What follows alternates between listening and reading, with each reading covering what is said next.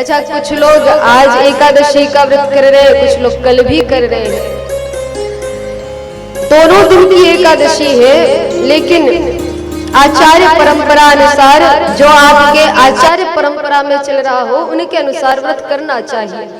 और हमारे श्री रामानुजी परंपरा के अनुसार आज ही एकादशी का व्रत मनाया जा रहा है, देव प्रबोधिनी एकादशी। तुलसी महारानी के साथ भगवान शालिग्राम जी का विवाह।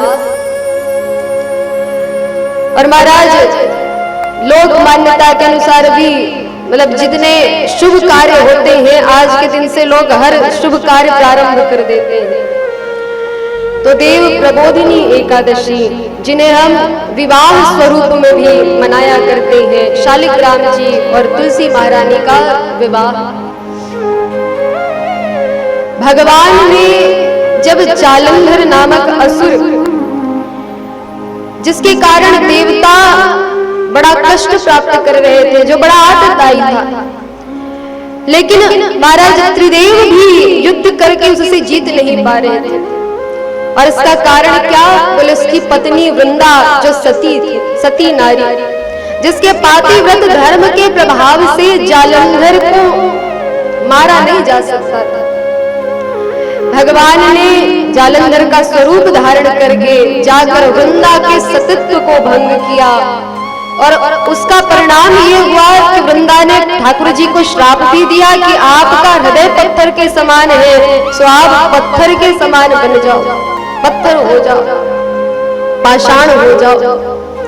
लेकिन भगवान तो महाराज उन्हें तो स्मरण था कि ये वृंदा कौन है, जिन्होंने पूर्व जन्म में भगवान की प्राप्ति करने के लिए तप किया था। लेकिन तप करते करते इनसे एक भूल हो गई थी। जब तप कर रही थी तप की जो प्राप्ति थी वो तो भगवान के लिए तप कर रही थी।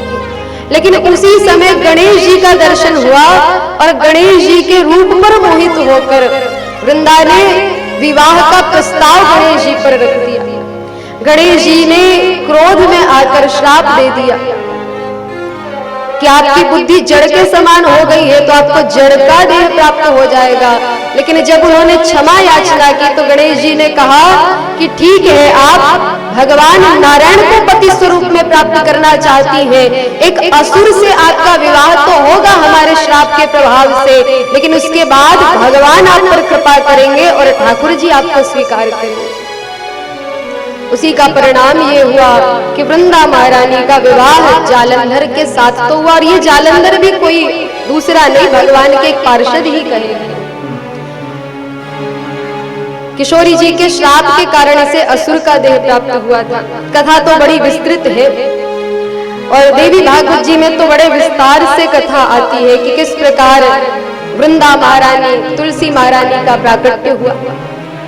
और महाराज उसके पश्चात भगवान शालिग्राम शिला के रूप में तो आ गए, लेकिन फिर भी भगवान ने कहा कि तुमने तप तो किया था, इसलिए आज हम तुम्हें वरदान देते हैं, तुम वृक्ष का देह तो प्राप्त करोगी, लेकिन एक क्षण भी मुझसे विलग नहीं रहो।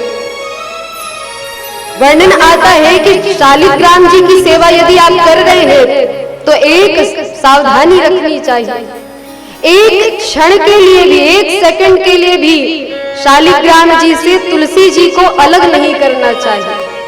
यदि स्नान भी करा रहे हैं तो महाराज पहले तुलसी जी को विराजमान करिए, उसके ऊपर शालिग्राम जी को रखिए, फिर जो पहले वाला तुलसी वो हटाइए।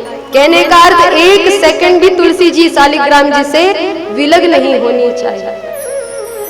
और वही शालिग्राम शिला जो महाराज दामोदर कुंड गंडकी नदी में प्राप्त होता है। और प्रभाव ऐसा आज भी कि महाराज तुलसी जी का वृक्ष, जड़ सहित वृक्ष यदि गंडकी नदी दामोदर कुंड में डाला जाए तो 1000 फीट नीचे से शालिग्राम शिला ऊपर आकर तुलसी जी के वृक्ष से चिपक जाती है और इस प्रकार शालिग्राम शिला की प्राप्ति होती है। आज सुंदर विवाह उत्सव के रूप में मनाया जाता है।